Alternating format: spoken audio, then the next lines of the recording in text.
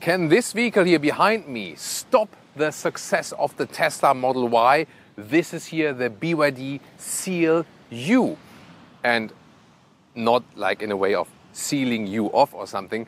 Seal, the animal, and U as the letter U. It's also known as Plus in China because it initially started also as a hybrid. This one here, the pure EV version. So BYD does it in a way that they build the EV platform and then make a hybrid out of it. That's their direction. And the thing is really that here in this compact or mid-size SUV segment, depending on which country you have the definition on, it's a very popular segment. And the Tesla Model Y is meanwhile one of the most selling cars worldwide overall, and one of the most selling EVs, of course, then, and even the most sold vehicle in Europe overall in the year 2023. And here, the BYD Seal U is trying to attack the Tesla Model Y. Will it succeed? Does it work? How good is it? We'll tell you all about it with Thomas Nadegefühl in 4K, full screen, full length. Let's go here with the front. Typical closed front grille design. Then the headlamps here, main headlamps on the top, split. And here is the daytime running light. This vehicle color here is a light blue, I would say, or maybe like a so-called baby blue. Not exactly a Thomas blue. This one is called Tianqing. I hope this was the correct pronunciation. It's more like sky in Chinese, and then you like a blue-greenish sky, something like that. 19-inch wheels we have here. These are also standard. And it is indeed a Tesla Model Y length. And the side profile design is not, it's not too much screaming out. It is rather a subtle design. The question is, do you like it? And the 4.79 meters or 188 inches end right here with a beautiful design in the rear. Look at that, the tail lamp signature, also with this dot design on the inside. I think that's a very clean and beautiful design. Panel gaps here might be a little bit wide, I have to say though. Also the CD value at 0.32. That is way worse than with the Tesla Model Y. So supposed to be not that efficient when you drive really fast. But we will give you a test consumption very soon in this review, which will also be super interesting. Soon also talking about then the range figure and battery size and so on. So at this moment they have two different versions. So the small battery has an acceleration figure of 9.3 seconds and the bigger battery of 9.6 seconds. Also not too quick, both just front wheel drive. So overall they have said basically nothing figure-wise on the performance side of this vehicle. What a beautiful, lovely spot here. I always love coming here. It's at the Cascais region near Lisbon in Portugal. And you see that cliff there behind the vehicle in a very far distance. This is the Cabo da Roca. It's the most western point of continental Europe, actually.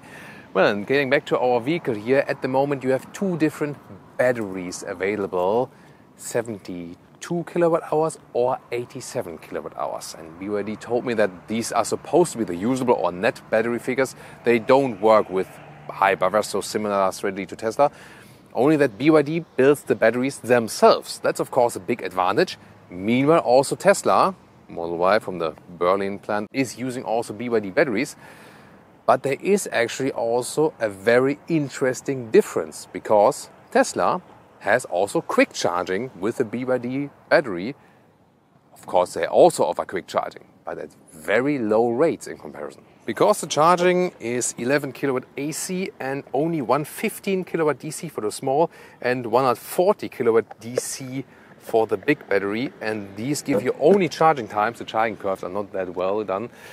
So it's 42 minutes for the small battery, 43 minutes for the big battery, 10 to 80% state of charge. And this is, of course, like double the time you would use for a Tesla Model Y at a supercharger.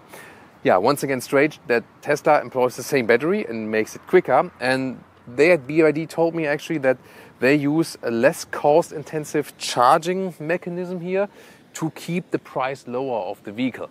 Then again, it's meanwhile, especially because Tesla also put the prices lower, it's not really cheaper than Tesla Model Y, So, yeah, I think in that respect, a doubtful strategy. However, the battery itself is an LFP battery, lithium iron phosphate. The advantage of that one is it's supposed to be very long-lasting. That is also one of their main goals. And it's also cobalt-free. So far, the BYD sales success is mainly in China. Now they're pushing more and more to Europe, especially with the BYD Seal, the sedan, but they also have the Atto 3 and the Dolphin, the very small one. Here now the Seal U. I always think about the, Seal U, like, in a zipper bag or something. Yeah, sorry about that. So the Seal U, the pricing here in Germany, for example. Here in Germany, it's Portugal. Yeah, sorry. The Germans when they try to make jokes. So 42,000 euros is the price here for the BYD Seal U, the starting price, entry price for the small battery. But they say that the price for the bigger battery and higher trim, because it almost has all trim already in it, not so many options. So the price for the bigger battery, maybe like 45,000 euros or something like that, maximum, not such a high extra price, but there are also other competitors meanwhile in that price region. What kind of build quality and interior do we get for that? Key fob is not really premium like I would say, so rather simple. Door closing sound is very solid. That sounds nice, love that. And then inside materials here, soft touch on the top part. Then we have this nice insert here. Also beautiful integration of the, that feels really good actually. So the build quality at the inside of the doors is actually good. Hard pictures in the lower part. I like the structure here on the inside, but however now no felt covering at the very inside door pocket. Steering wheel with real buttons, and they give you good clicking feedback as well. So that's good, and also better in comparison to Tesla, I feel, where you hardly have any buttons left. Then the seats, these is indeed animal-free, so vegan material, a high-grade leatherette, feels good, looks good, plush, also with this perforation, and also with not only heated but also cooling function. There's also difference to the recent Seal sedan, where we actually had wrong information from BYD. So for the Seal sedan, they still use animal skin. Here for the Seal U, and also for the Atto 3 and for the Dolphin, they use the more sustainable, more animal-friendly materials actually. And then here headroom with 189 or 6'2". Still some headroom left, although this is here actually a panoramic roof. And a very interesting roof here. First of all, 4 buttons on the top here, hashtag capacitive PS sadly. Then when I press them, this is here the real physical shade, and it goes really wide.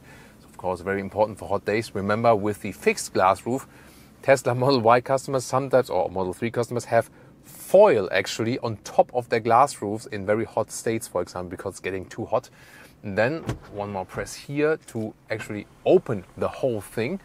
And once again, a very wide opening. So hardly we see EVs nowadays which have no fixed glass roof. So I really appreciate that. And what you can also do, let's try the voice assistant. It's a little bit mixed up. We have language set to English, but the voice assistant is still in German. Hey BYD, Glasdach schließen.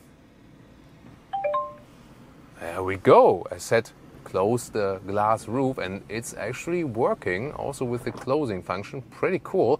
So let's listen and repeat. Glasdach schließen. Let's try one more time. Hey everybody. Sonnenrollo schließen. Like okay, close this Sichtschutz wird geschlossen. sunblind. Listen and repeat. Sonnenrollo. Sunblind. Makes sense, right? German lesson for today. And there we go. So also here the voice input is reacting in a very responsive way. Cockpit overview, I think, was a very clean design. 12.3-inch digital instruments, and then either a 12.8-inch screen in the base model, or this one here is the the bigger screen, 15.6, and you can also have this like a characteristic BYD feature. I press it here on the steering wheel, this button, and then you can put this screen vertical. That might make sense, for example, when using the car internal navigation, because in the navigation it's actually quite helpful. And look at that, it's really responsive, that's cool. Of course, you can see when you switch it around like this, then the GPS is turning like this. It's interesting that when you go to the CarPlay menu, actually, because it supports Android Auto and Apple CarPlay, wireless also, CarPlay at the moment with cable, but the wireless CarPlay is supposed to come as well. So when I plug it then in my smartphone, let's see here, there we go, Apple CarPlay. Wow, what a nice and big integration actually. But then when I try to switch the screen, it says rotation is not supported. Then I would need to go back to the BYD menu, and then I can do the rotation action here again. Can you open CarPlay now and it's rotating? Ah, good idea, Misha. Interesting. What? Yeah, but I think it's the way that probably Apple doesn't offer like a vertical orientation for the menu. That's probably, it would be like literally like this. Then you have to read them from here, right? Yeah, but good idea, Michelle. It's like yeah, it's always need, you know, sometimes you need 4 eyes to be aware of this kind of stuff. So here the main menu, and then all the car settings are right here. Like, you know, like the steering feedback, for example, and if you want to change the height of the head-up display, yes, this looks a little bit Tesla-alike. Others say, hey, I mean, Tesla doesn't do anything special. They could invent it on their own. Here is also interesting as for the consumption settings. It's like, you know, preview already of our consumption today. Then we can also calculate the real-world range later on. Vehicle settings here, for example, the brake assist mode. So overall is quite okay. And you see, everything is really very quick to control, very responsive. Have you seen here that the ambient lighting is kind of like, you know, there's this pulse effect going fade away and comes back again. Why not, you know, and soft plush here also with the leather red. So actually a very good build quality, I have to say. And also here, glove box, very well dampened and so on. Yeah, it's nice. And also, as I said, the seats are very comfortable. Middle console here with 2 inductive charging pads. However, they are not cooled. Well, it's actually working well, also very quickly. If you want to read my notes, by the way, in text form, I always put them in the video description. Then here, look at that. There's the shifting lever, and it gives such a great feedback. So the build quality of the individual things here, the drive mode selector, is just superb. It is very premium build quality. I can just stress that again.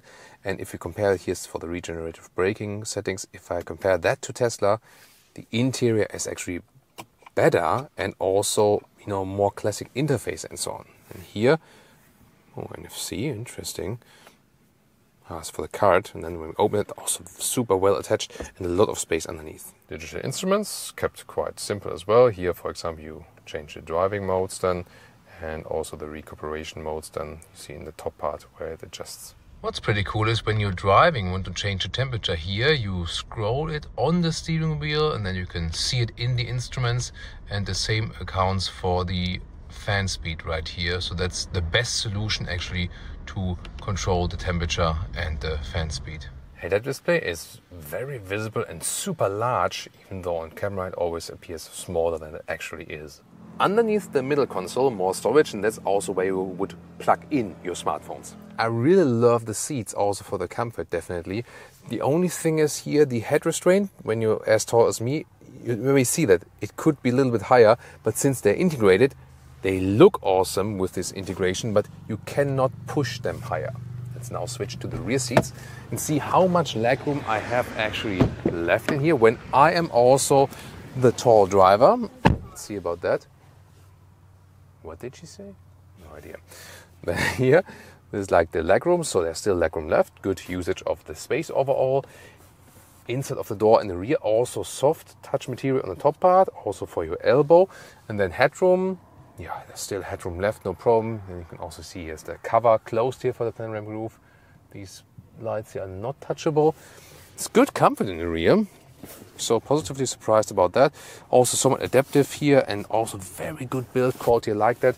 With some straps at the side, I can, by the way, also control these ones. I can also control the inclination, either laid back or more upright. This is also the way to fold the seats then for the trunk. And here in the lower part, we have more USB-C chargers. Does it frunk or not? For real? Okay, well, there's obviously a lot of space and the frunk would fit in, but I gotta check with them if it has something to do with like prototype stage or something. But I mean, yeah, there's massive amounts of space in there, and yeah, but we just have clear view to the high voltage system. Interesting. Now to the trunk or the boot, ranging from 550 liters to 1,440 liters. The width here, 1.40 meters. That's good between the wheel arches. And the normal length is 85 centimeters or 33 inches. And the interesting thing now is here, this is like a cover. It's actually also well built. I mean, it's not too high overall, but what you can actually...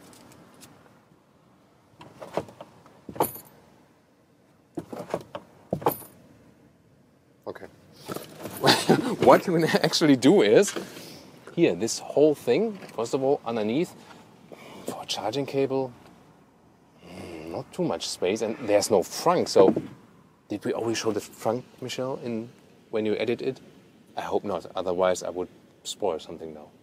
So better edit the frunk before this, okay? Yeah, thank you. So here we can put this a little bit lower, then you have a little bit more space. This is possible over the 2/3, 1/3 split, so this could also be folded. Yeah, overall I think you will get along. Towing capacity, by the way, maximum 1.3 tons. So yeah, I mean, at least something, right? Welcome, sport mode. Let's accelerate it out.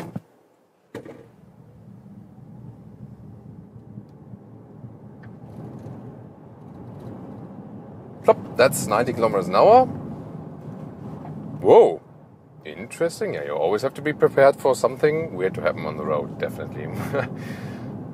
Yeah, I mean, the acceleration figure is not that impressive, not at all, but still for most cases it will be okay. We start here with the agile driving part in the sport mode. Steering could have a little bit more feedback, I feel, and also I would need it to be a little bit more progressive, that, you know, more is being done. So that's a little bit of a wobbly feeling from the wheels. You don't have, let's say, a direct sporty feeling for that vehicle. It's not so much fun to drive it, so it doesn't have a big sporty aspect, not at all. Suspension is also set on a rather soft tone, so for all the sporty purposes and so on, yeah, that's probably not keeping up with basically all of the competitors. I would actually say that this is probably the least sporty EV I have driven so far. So yeah, sportiness, driving fun, yeah, not really something. But that doesn't need to be super bad. If driving fun and sportiness is not your focus, maybe you don't care. But then again, this car is also good for other things. 50 to 80, let's go. Plop, that's it. Yeah, I mean, that's decently quick. Of course, the 0 to 100 kilometer figure is not that impressive. It's actually just under 10 seconds for both versions, small or the bigger battery. But still, the electric vehicles, they have always instant torque. This here, front wheel drive only. It's also a difference to the Seal sedan concept, where you have rear wheel drive, and optionally that, you know, performance all-wheel drive version. But here then front wheel drive only, tuned to, let's say, a little bit more low cost, but still I think the acceleration is fine. But you cannot compare it to any performance figure SUVs. From the first driving impression, you really have to say solid, period. Very solid. Here driving around 80 kilometers an hour, so, you know, like 50 miles an hour, and it's really very silent. I have to say, I feel it's maybe even more silent than in the BYD Seal sedan. This one here being the Seal U. Wow, I mean, it's quite astonishing. So it is positioned more like as an affordable, compact SUV, and as I said earlier, as a Tesla Model Y competitor. But it feels astonishingly refined considering that price. So yeah, that's really the first thing. It's extreme. What do you think, Michelle? Well, he has headphones on, so that's it's maybe a little bit cheating, but surprisingly sophisticated. I would call it that way. Soft touch here at the inside of the doors. Also here the vegan materials, seats and steering wheel feel good. And visibility, well, to the rear it's a little bit limited because you have this really tiny window. To the side also the pillars are pretty thick, so it's not the best overview, so to speak. So the design always takes a toll for that, definitely. But here now, for example, stuck in traffic, you still feel very relaxed because of the noise insulation. You know, just been to the sport mode. Here you can also pick then, for example, normal eco mode, even a so-called snowfield mode. So this indeed changes the power output of the vehicle. Asked the experts about that before. And you can also play with the regeneration. You either have standard or high. In standard recuperation, hardly anything is happening, maybe like slight deceleration. But then you can switch to the high, and that's accelerating then here when it comes to the recuperation. A little bit more notable, but not super strong. So they don't set it on a strong one-pedal driving feeling as Tesla does, but you can always here recuperate or regenerate energy with the brake pedal, of course. You hit the brake and then you see that you get in this charge region here in these digital instruments. Steering feel here, you have hardly any dead zone area or something, so the commands are being transported, steering wheel to the road, very well. 19-inch wheels on there, it's always that choice actually, and so far the road is quite well done. There's not much rolling noise, and then see it's a lane change here. Yeah, when I use the steering wheel here, you see that the car shakes up a little bit, but not in an unpleasant way. You feel that the suspension is more set on a comfortable trim, which is actually fine because we have so many new electric vehicles which have incredibly stiff suspension mated to extremely large wheels, and then you have like bop, bop, bop, bop, bop, bop, bop over every small bump, and you ask yourself like, has anyone ever test driven these vehicles? So this, especially from the known manufacturers, they kind of put then the same things in the vehicle, and it's like, oh yeah, okay, what do? We have to make the suspension stiffer because to cope with the weight and so on. I think that's the wrong choice. You can't make all EVs just stiff and sporty, because people also want to drive straight and feel comfortable. This year, by the way, these city motorways in the Lisbon area, and then you have the football stadiums here, both of the famous 2 Lisbon football clubs. Michel, question for you today. The red stadium, which one is it? Estadio da Luz, Benfica. Very good, Michel. He's football expert or soccer expert. And the Greens, yeah. Yes, he's both American football and German soccer expert, actually. And then we'll soon have the Green Stadium, which is... I forgot the name, this actually. Sporting. Yeah, it's Sporting, yeah, but I forgot the name. Yeah. I mean, that was easy because there's only one left. Yeah, okay. So best greetings also to all our Portuguese viewers. We have a great fan base, actually, also in Portugal.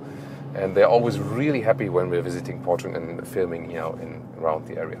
Systems here, blind spot monitor. When I set the turning indicator, it's also flashing. So that is working. Then we can set the adaptive cruise control. This, by the way, is Google Maps and Apple CarPlay, large, very visible to see. So we set it here on the steering wheel, and we can also control the speed. So we set it first here, and then, for example, now adjust the speed upward and downward. So keeping the distance to the car in front of us as well. We can also set the distance I want to have. And then let's see, I can also activate or deactivate here with the left thumb the active lane keeping assist. Let's see how smooth it actually reacts. So far, actually, good job. Also not too intrusive or something. And what I really like is that they have a real button to activate or deactivate it. Maybe it is... hold steering wheel. It's no capacitive sensor. I have to apply some slight movement to it. So that is not on the highest level of sophistication, I would say. This is, by the way, the speed warning chime now, because I was a couple of kilometers over the speed limit just shortly. Now it's 80 again. But this is also very interesting. So I would say here, assistance systems wise, also solid, and especially because I can activate and deactivate it so easily, so quickly. And that is also an advantage in comparison to Tesla, where we have everything just in the screen and there are basically no hard buttons left anymore. And for me, as a car enthusiast, I still want to have a real interaction with the vehicle. I want to press and turn things in the vehicle and not always do everything in the screens. Also safety thing, especially controlling the car while driving. It's just easier when I have a real knob for that. So I would say then the lane keeping assist could be maybe a little bit better, but still already good. And maybe what you did not hear is the most interesting thing about this vehicle now. Because when you have watched our BYD Seal Sedan episode, the thing is you felt like being a beta tester. And everything was bleeping, blimping, strange sounds from the vehicle, not really calibrated for the European roads, and so on and so on. And now actually they have improved that a lot. So you felt that not only from the noise insulation it was quite silent in here, there are hardly any annoying sounds. There's no hotkey to deactivate this new EU law where you always have this 3 chime when you go over the speed limit. It's not possible, you have to go deep in the menu. But they tuned down the sound, it's not as loud as before, and also other, like, let's just say, bug messages. Just, erase these. So I'm really happy with the steps forward they did, because in the Seal sedan was a good vehicle hardware-wise, but I didn't feel like buying one. First of all, that one has animal skin seats, so I would rather take the Model 3 in that case. But here now you don't feel so much that you're a better Tesla anymore, and that's a really good thing. They have to do that. So they can, of course, always work on these software things, but the question is if they really do it, and also in which tempo actually. But here, big software improvement here in the Seal U if you compare it to the Seal sedan. I think the naming is definitely a little bit misleading because platform-wise they don't have so much in common here, the Seal U and the Seal sedan. But they probably also wanted to use that name and say like, hey, this is our sedan for that segment and this is our SUV for that segment. Like Tesla Model 3 for the sedan and Tesla Model Y then here for the SUV. Yeah, here for example, and then, steering wheel was interfering a little bit. The car didn't really know what I was doing. You have to say that it still does a little bit more beeping noise than, for example, a German vehicle. However, if we compare it to like recent Hyundai and Kia, also especially the EVs, they also have a massive beeping problem. Maybe you remember the Kia EV9 ride. In the US it's better because you don't have so many regulations that require a beep, but especially in European versions it has become tough to buy new vehicles and not get all the way warning chimes and so on. So that's not a trend I really fancy.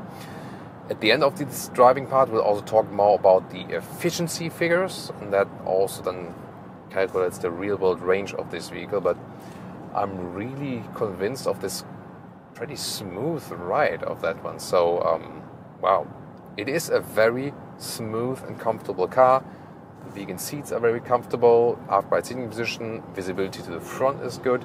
Then the noise insulation and is really good comfort from. That's interesting. An ID bus transformed to like a traffic warning vehicle. Yeah, wow. Yeah, electrification happening here. We can also drive a little bit quicker here now. Now the speed limit is maximum 120 kilometers an hour. Let's see if we can drive a little bit quicker. Now at about 100. Brake feel also actually quite decent. All the way recuperation, recharging. So it's not too many things I can find with this vehicle to criticize. And that's of course always a very, very good sign. I don't want to overtake on the right. Sorry about that. Slow down a little bit. That looks so cool from the ID bus there, right? And when you can then activate like some massive warning sign that is running through there, then yeah, that's pretty cool. Let's test it here at higher speeds once again with the active lane keeping assist. Let's see how that one performs. So let's say to 120 and see what we can do here now. Yeah, maybe sometimes a little bit too hectic. Oh, there's a speed camera facing backwards. Always a very tricky thing. So it's overall good, I would say, the lane keeping assist, but not excellent. Let's take it or leave it in that way. But still, already on the motorway here, it makes a very good performance. It's maybe not the one that has like the best driving agility or something, but all these EVs have a low center of gravity because the battery is put in the bottom of the vehicle, and that's always giving you somewhat quite good control. Let's do lane change right here one more time. Yeah, maybe you see it here on camera. So I'm always expecting a little bit more wheel movement concerning, how I turn the steering wheel. That would be something I would still be wishing for. Let's see if we can adjust it also without crashing or something. So here, without knowing it, yeah, that's the thing. And always some things you have to definitely preset before. It's not that you get in this vehicle and then it's like, I'll do that instantly. Vehicle settings here. Now, okay, Michelle's already sleeping, so he can't help me. But that's also a good sign. So It seems to be a pretty relaxing vehicle, you know. So steering assist mode, sport and comfort. Maybe.